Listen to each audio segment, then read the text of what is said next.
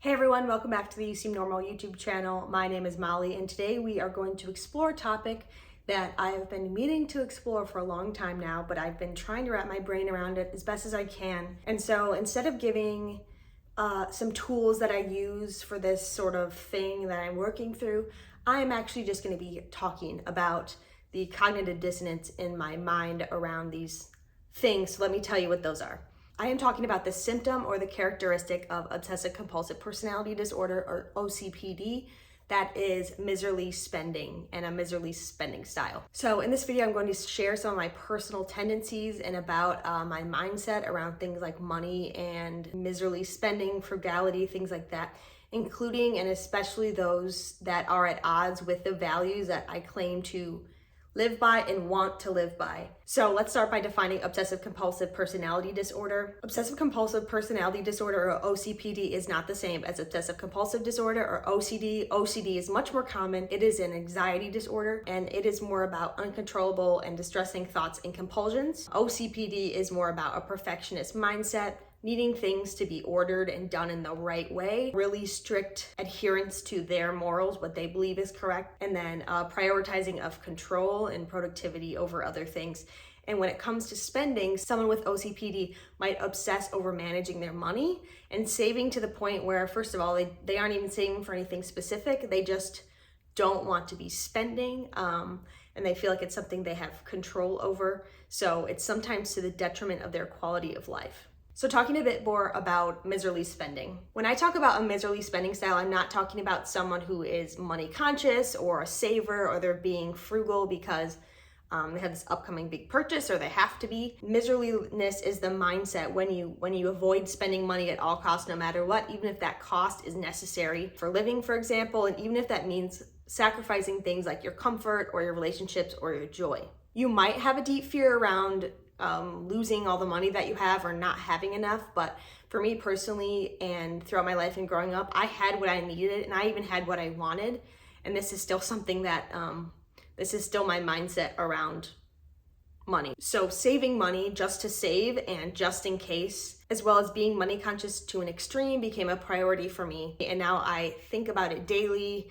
I obsess about it, I ruminate on it, whatever you want to call it, in ways that aren't necessary for where I am in my financials, in my financial situation, in my living situation. None of these actions that I'm doing are really based in reality in that way. The energy and the time I spend thinking about money-related things, cost of things, resources, is disproportionate to what one might expect for someone to be in my position. So the meat of this video is really going to be me holding up my desired values to my value or tendency that is frugality or miserly spending. This video is basically like frugality versus my values. The first thing I want to say is being frugal is not a bad thing, or being cautious with money or overly cautious isn't a bad thing. I think that's one of the reasons why it's been hard for me to make this, is because there's a part of me that's like, okay, you got to fix this relationship a little bit. But I'm also like, yeah, but saving your money is better than spending your money.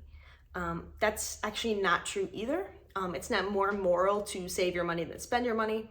It's not superior to save your money than spend your money. It's neither or. Neither is better than the other. They're all neutral.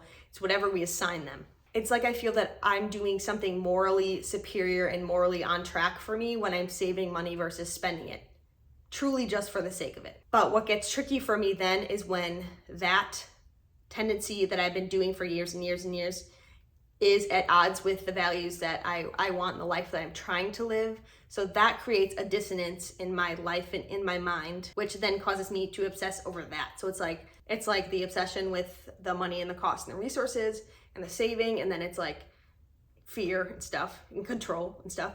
And then it's thinking about how me obsessing over that doesn't make sense with the values that I want. So then I obsess over that. Number one, frugality versus creating the life you want. I believe in creating the life you want. To the best of your ability, I believe you should have the life that you want. The thing is, one of the things that I act on is excessive thriftiness.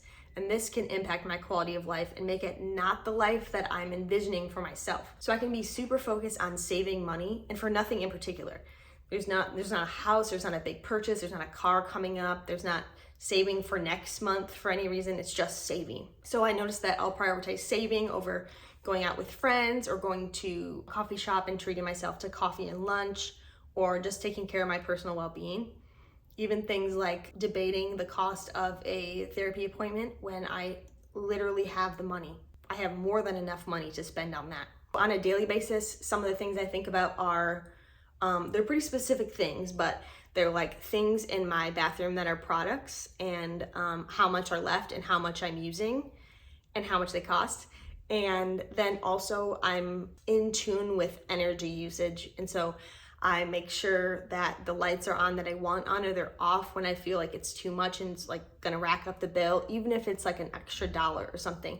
Same with the heat and the air conditioning. Those are some of the things I think about every single day. So sometimes I go to great lengths to prevent what I see as like a waste of money, when really I'm just sacrificing my peace to save a couple of bucks.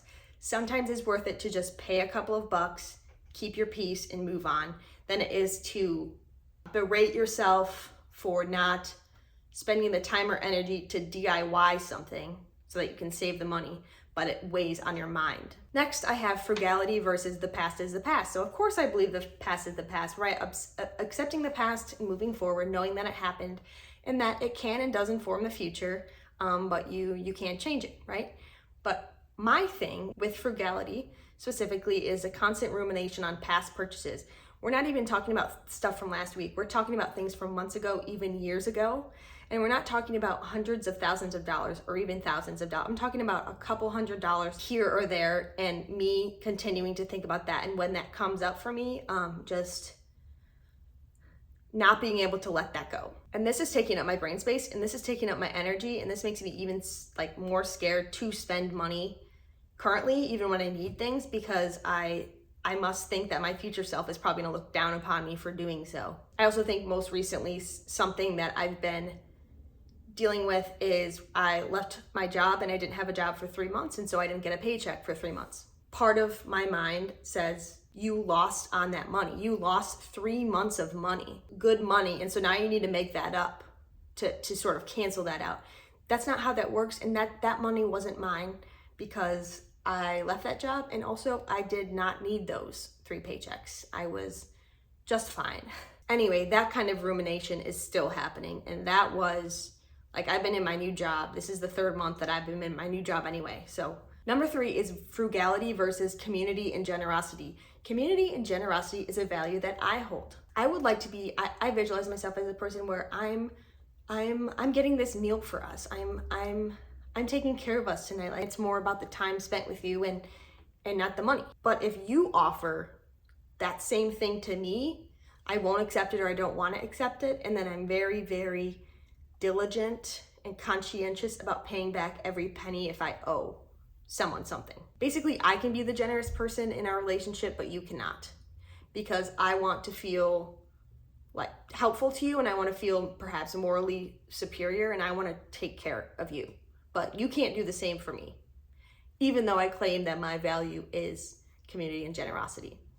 So that's when it's not aligning.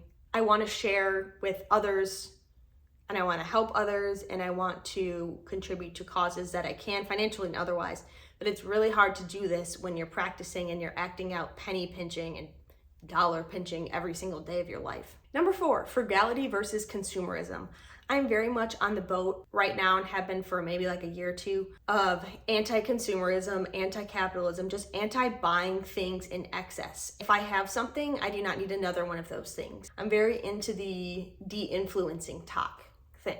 I try not to have more than I need, and this is all subjective, right? And this is, of course, certain things, like I'm looking over here at like the books that I have, understanding that the books that I have, that's in abundance. But the thing that I'm doing when I'm saying that I do not value excess and I don't want excess, and what I'm actually doing is I'm just hoarding that same money for myself and like doing nothing with it. So I really could be being more intentional with stores that I go to, restaurants that I support, artists that I support, causes that I support, everything like that. I'm the one with the excess now. So instead of spending the money to have the excess things, I just have like the excess money now. Number 5, frugality versus the environment. This comes down to my newfound love of mending and repairing things. We throw out so much that does not need to be thrown out, that could simply be repaired and we could continue to use. This is something I'm passionate about for environmental reasons and also anti-consumerist reasons. But even here, there is a line to walk. And the reason I say that is your desire to save the thing and mend it later. What happens for me is I have a basket of things to mend in my closet and I don't touch it. I'm too intimidated now, it's too big now, and I don't really have that much experience mending. So now I'm carrying in my mind the weight of that thing that I still have. So a couple of things. The desire to save and mend here and then not spend the money takes away from potentially a purchase that could support a business that needs it and that you want to support, or a person that you want to support because they rock. It keeps me from releasing the psychic energy that is the thing that I'm not using, but that's in my house. I'm just going to keep carrying, the weight of it and making that a to-do for me and sort of resenting that I'm saving things when the purpose is to mend them in time and keep wearing them. Sixth and final thing is frugality versus perceived benefit. This results in cognitive load that is not necessary. It's just not. And so my mind keeps going back to whether or not this purchase in the past or what I'm about to make or whatever is going to be worth the amount of money that I'm about to spend on it. That's a fine way to think about, like, should I invest in this piece of, video equipment? Is it gonna bring me benefit? It's gonna make my life easier. Am I gonna really enjoy it? That's fine. But what I'm doing is talking about, was that beer worth $6? Because I just spent $6 on that. Plus tipping, so even more than $6 on this beer. Was it worth it? Was that movie worth $15? Should I have waited an extra week so that I could have saved $6.99 on shipping? Should I have picked up the takeout so that I could have saved $4.99 in the delivery fee? These are all things that I am thinking about.